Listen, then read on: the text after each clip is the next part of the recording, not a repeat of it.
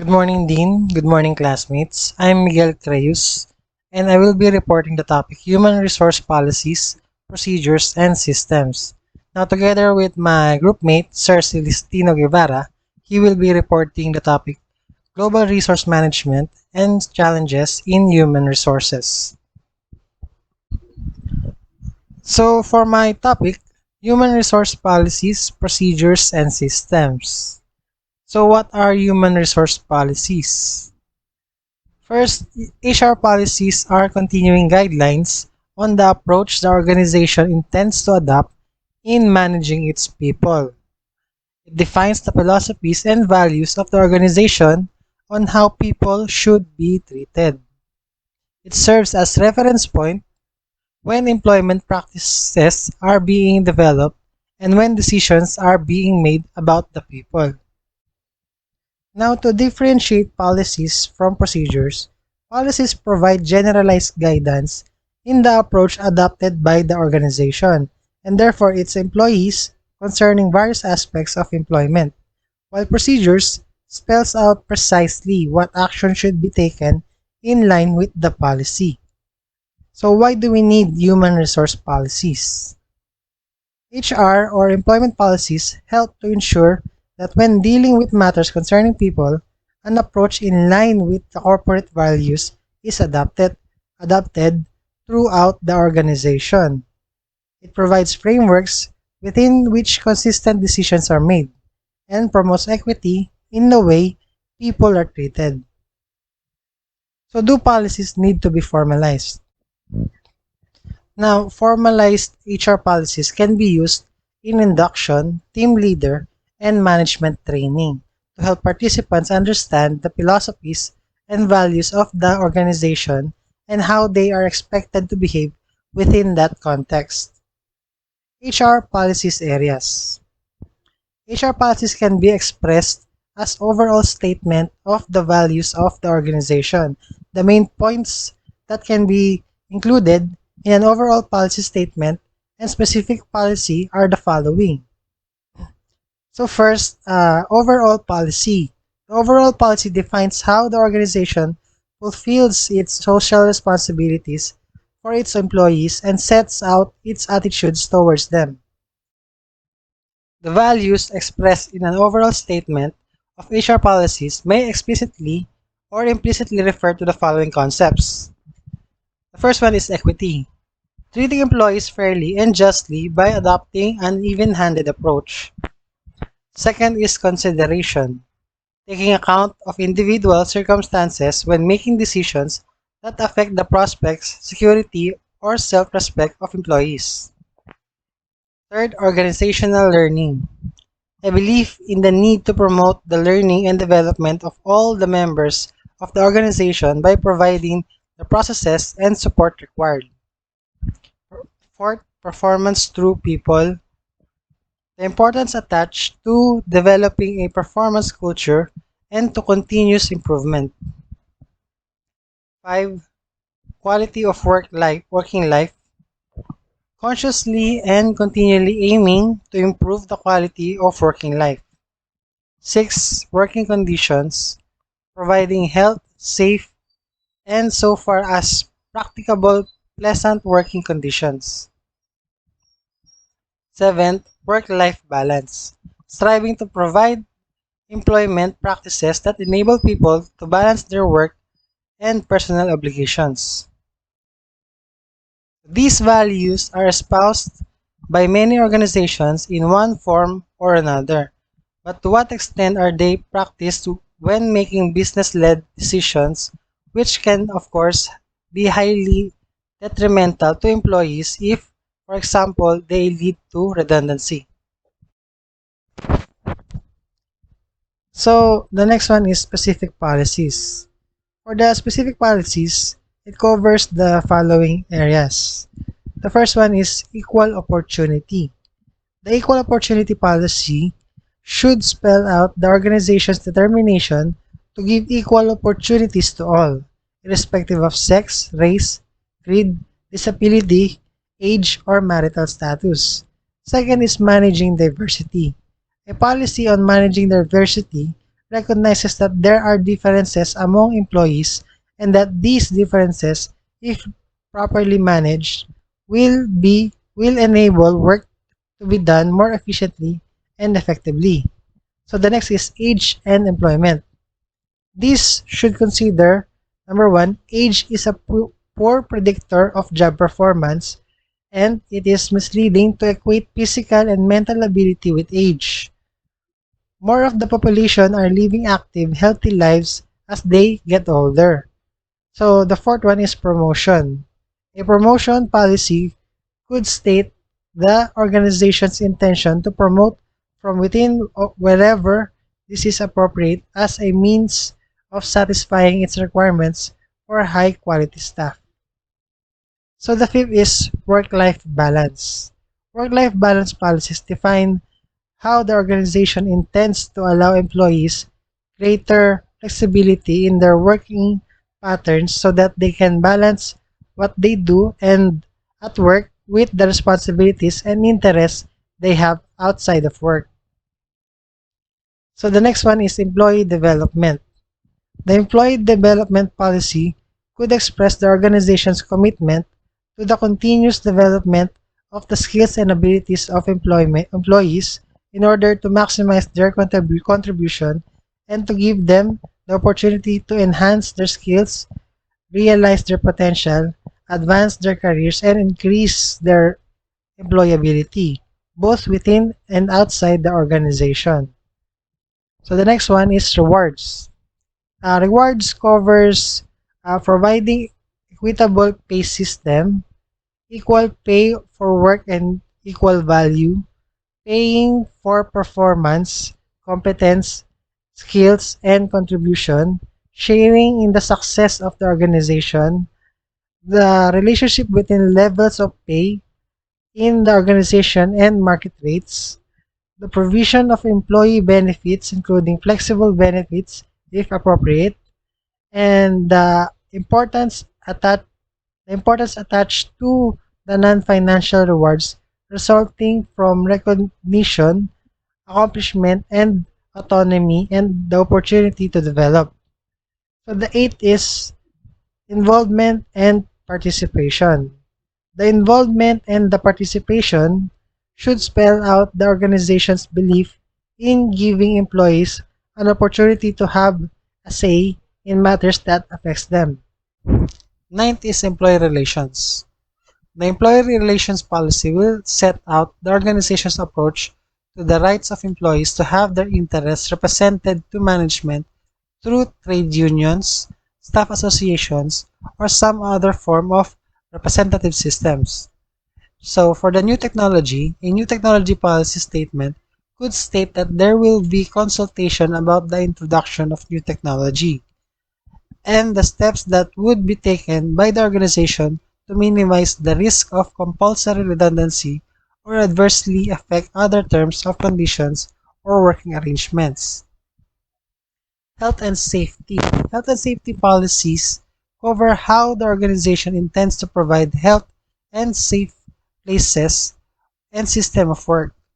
So for the discipline naman, the disciplinary policy should state that employees have the right to know what is expected of them and what could happen if they infringe the organization's rules. Number 13 is grievances. The policy on grievances could state that employees have the right to raise their grievances with their manager, to be accompanied by a representative if they so wish, and to appeal to a higher level if they feel that their grievance has not been resolved satisfactorily. For the redundancy policy, this could state that it is the organization's intention to use its best endeavors to avoid involuntary redundancy through its redeployment and detaining procedures. For the sexual harassment policy, it should state that sexual harassment will not be tolerated. Employees subjected to sexual harassment will be given advice, support, and counseling as required. Every attempt will be made to resolve the problem informally with the person complained against. Assistance will be given to the employee to complain formally if informal discussion failed. Complaints will be handled sensitively and with due respect for the right of both the complainant and the accused. Sexual harassment and is regarded as gross industrial misconduct and if proved makes the individual liable for instant dismissal. For the bullying, an anti-bullying policy will state that bullying will not be tolerated by the organization and that those persist in bullying their staff will be subjected to disciplinary action, which could be severe in particular bad cases. For the smoking policy, this would define no smoking rules including where if all at smoking is permitted. For the substance abuse, a substance abuse policy could include assurance that employees identified as having substance abuse problems will be offered advice and help. Any reasonable absence from work necessary to receive treatment will be granted under the organization's sickness scheme if there is full cooperation from the employee. An opportunity will be given to the employee to discuss the matter once it has been evident or suspected that work performance is being affected by substance-related problems. The employee has the right to be accompanied by a friend or employee representative in any such discussion. Agencies will be recommended to which the employee can go for help if necessary. Employment rights will be safeguarded during any reasonable period of treatment. So for the last one is the policy on emails. This could state that the sending or downloading of offensive emails is prohibited and that those sending or downloading such messages will be subjected to normal disciplinary procedures. So how do we formulate policies? The following steps should be taken to formulate and implement HR policies. Number 1, gain understanding of the corporate culture and its core values. 2, analyze existing policies, written and unwritten. 3, analyze external influences. 4, assess any areas where new policies are needed or existing policies are inadequate. 5, check with managers, preferably starting at the top, on their views about HR policies and what and where to improve. 6. Six, seek the views of employees about the HR policies. 7. Seek the views of union representatives. 8. Analyze the information obtained in the first 7 steps and prepare draft policies. 9. Consult, discuss, and agree policies with management and union representatives. And 10. Communicate the policies with guidance notes on their implementation as required. So for the implementing of HR policies, the aim will be to implement policies fairly and consistently. Line managers have a key role in doing this. There is a need for HR policies to be designed for and focus on frontline managers. So for the next topic is what are human resource management procedures? So HRM procedures set out the ways in which certain actions concerning people should be carried out by the management or individual managers. Procedures are more exacting. They state what must be done as well as spelling out how to do it. Human resource will normally have the responsibility of ensuring that procedures are followed consistently. The main areas where procedures are required are those concerned with handling grievances and disciplinary capability and redundancy issues. So for the grievance procedure, for grievances, the policy is that employees be given a fair hearing by their immediate supervisor or manager concerning any grievance they may wish to raise. They have the right to appeal to a more senior manager against a decision made by their immediate supervisor or manager. They also have the right to be accompanied by a fellow employee of their own choice when raising a grievance or appealing against a decision.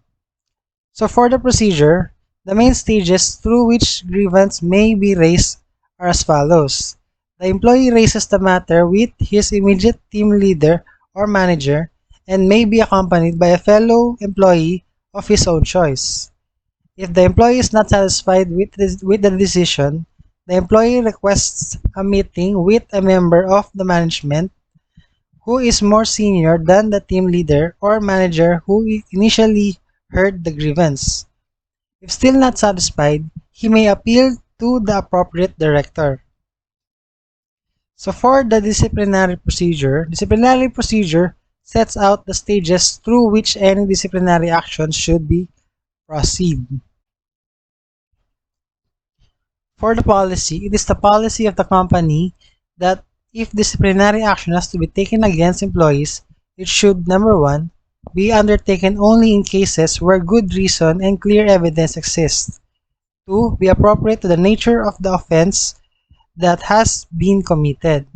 Three, be demonstrably fair and consistent with previous action in similar circumstances.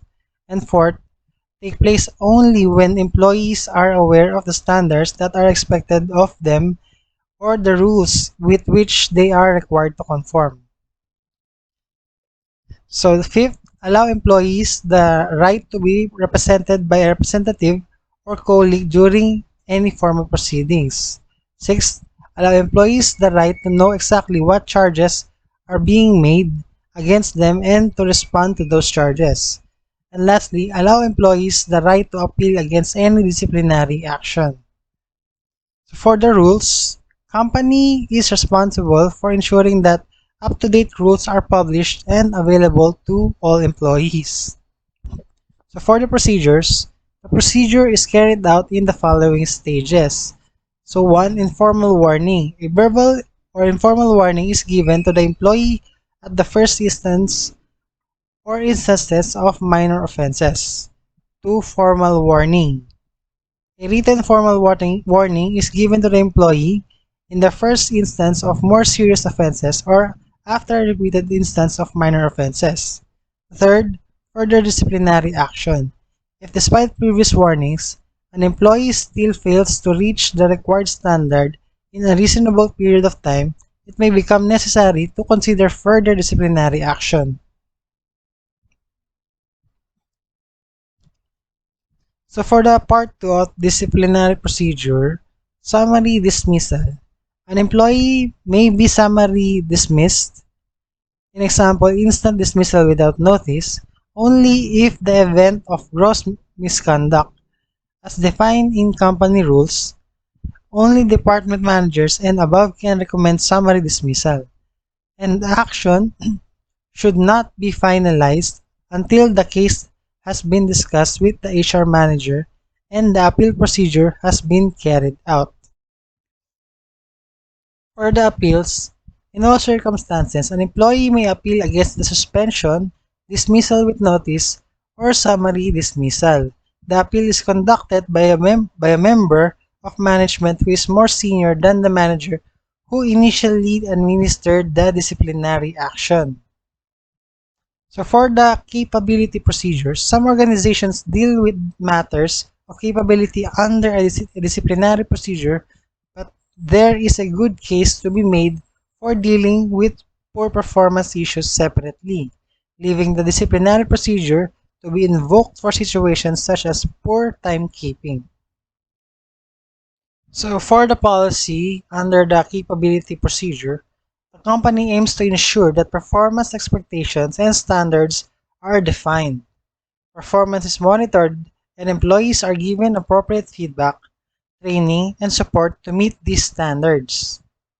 For the procedures, if a manager or team leader believes that an employee's performance is not up to standard, an informal discussion will be held with the employee to try to establish the reason and to agree with the actions required to improve performance by the employee and or the management or team leader. Second, should the employee show no improvement over the defined period, weeks or months, A formal interview will be arranged with the employee. The aims of the interview will be to: letter A, explain clearly the shortfall between the employee's performance and the required standard. B, identify the causes of the unsatisfactory performance and to determine what, if any, remedial treatment, in example, training, retraining, support, etc., can be given. So, letter C, obtain the employee's commitment to reaching the standard. D. Set a reasonable period for the employee to reach the standard and agree on a monitoring system during the period. And lastly, tell the employee what will happen if that standard is not met. So at the end of the review period, a further formal interview will be held, at which time, if the required improvement has been made, the employee will be told of this and encouraged to maintain the improvement. If some improvement has been made but the standard has not yet been met, the review period will be extended. If there has been no discernible improvement, this will be indicated in the employee to the employee, and consideration will be given to whether there are alternative vacancies that the employee would be competent to fill. If such vacancies are available, the employee will be given full details of them in writing before being required to make a decision.